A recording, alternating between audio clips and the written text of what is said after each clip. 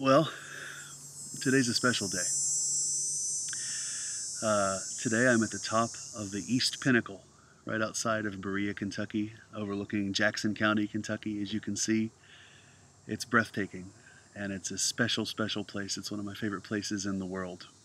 Um, I came here to contemplate poetry and to write some poetry, and I also came here to share some poetry, some really special poems from my upcoming second book, From the Back of a Thirsty Camel, with you.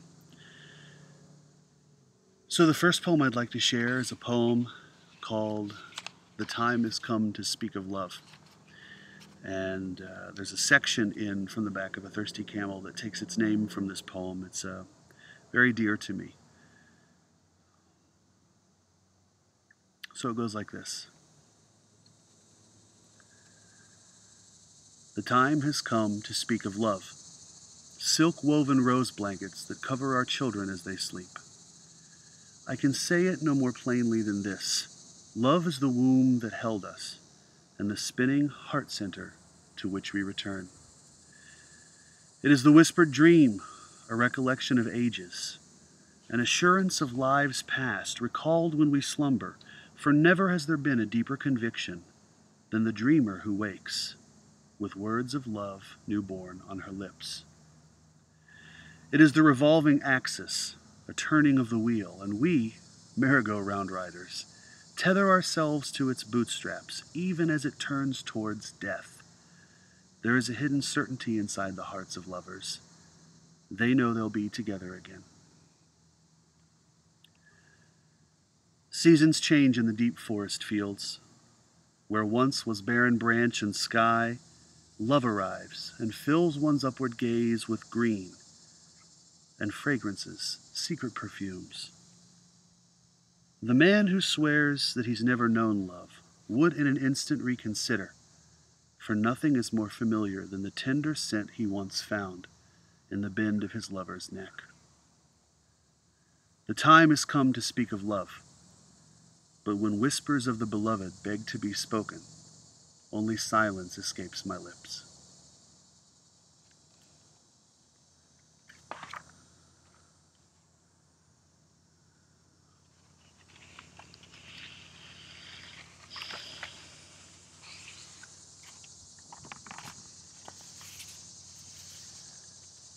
I have another poem that's very special to me.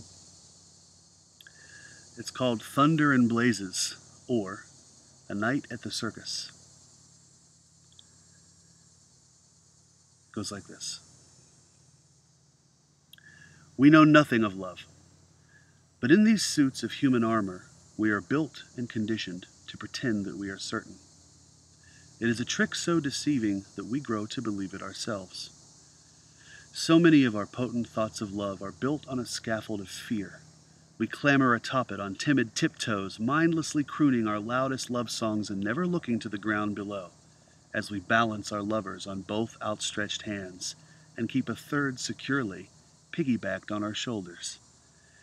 If you think this circus scene sounds a bit like a comedy, in a way, no doubt you'd be right. But fear is still the master. So driven are we that we scour the globe, convinced that only another's lips are suitable to speak our own words. We drown in the thirst that is the source of this seeking, but all too often the dowsing rod finds us at a well that's already run dry. I tire mightily of these lofty poets' tales, grasping in the darkness for something pretty to tell you about love. I've no more gems to lay at your feet, for once my pockets were lined with precious stones and gold, these years spent caught in the web of human striving have turned all of my riches to sand. If your hands are still stuffed, half deep in your hot bag of peanuts, you might think that I've turned my back on love, but really, I'm just leaving the circus. And as the tent flap closes, with songs of Sousa marches still in my ear, I am left with the same ache in my heart that I had when I bought my ticket. I long to know something about love, and to finally be done with fear.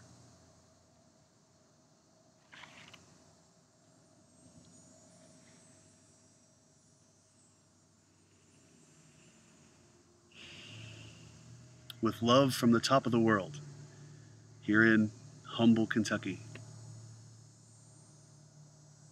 I send my wishes of love to you and hope that you enjoy this journey into ecstatic poetry that I'm on. Thank you. See you soon.